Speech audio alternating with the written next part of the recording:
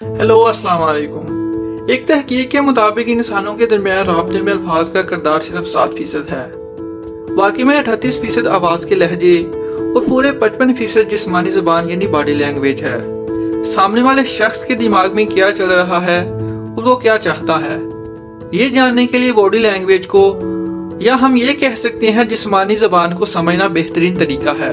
हम में से कौन नहीं चाहेगा कि वो दूसरे लोगों के ज़हन पढ़ सके, क्योंकि आपकी जिस्मानी हरकत आपकी सोच और आपके इरादों के बारे में बहुत कुछ कहती है।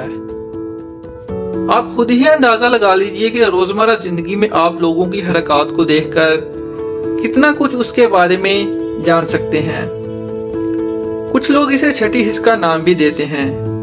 दरअसल वो भी किसी की बॉडी लैंग्वेज को जानकर ही अंदाजा लगाते हैं, क्योंकि कुछ लोग जिस्मानी हरकत को पढ़ने में बड़े माहिर होते हैं। ये सब कुदरती तौर पर होता है। इसलिए चाहे आप दफ्तर की मीटिंग में हो, कारोबार के हवाले से किसी से मिल रहे हो, या किसी खास फर्ज से पहली मुलाकात कर रहे हो, या फिर बच्चों के साथ ही क्यों ना हो, इन चीजों पर जरूर गौर करें। हाथों और टांगों पर नजर रखें। हाथ बांध लेना या टांग पर टांग रख लेना जाहिर करता है कि दूसरा फर्द आपकी राय से मुतफिक नहीं, चाहे वो मुस्कुरा ही क्यों ना रहा हो और गुफ्तगू भी बड़े अच्छे माहौल में चल रही हो, लेकिन जिस्मानी ज़बान कुछ और जाहिर करती है।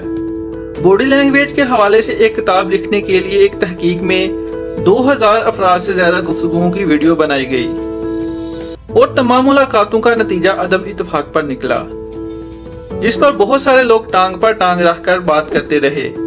नफ्सियाती तौर पर देखा जाए तो हाथ बांध लेना या टांग पर टांग रख लेना जाहिर करता है कि एक शख्स ज़हनी, जिस्मानी और जज्बाती तौर पर इस चीज से खुद को रोके हुए है जो इसके सामने हो रही है।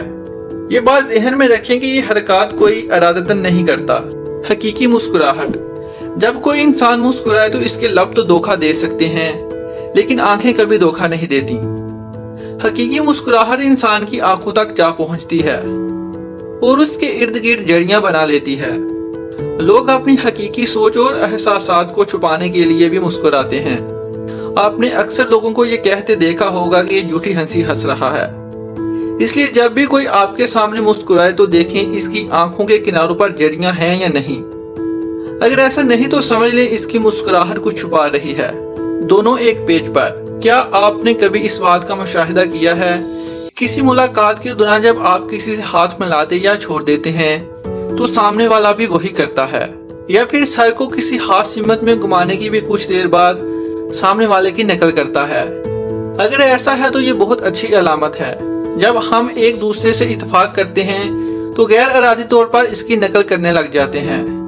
ये जाहिर करता है कि गुफ्तगू अच्छी सिमत में जा रही है और दूसरा आपकी बात अच्छी तरह समझ रहा है और उसे कबूल कर रहा है। झूठी आंखें, आपने अक्सर सुना होगा कि खास तौर पर बचपन में कि नजरें मिलाकर बात करें। हमारे वालिदैन समझते हैं कि किसी की आंखों में आंखें डालकर झूठ बोलना मुश्किल होता है, और ये हकीकत भी है कि वो गलत नहीं कहते हैं। लेकिन अब ऐसा जमाना आ गया है कि लोग आंखों में आंखें डालकर भी झूठ बोलने से नहीं झिझकते, लेकिन गलती से वो कुछ ज्यादा ही ऐसा कर जाते हैं।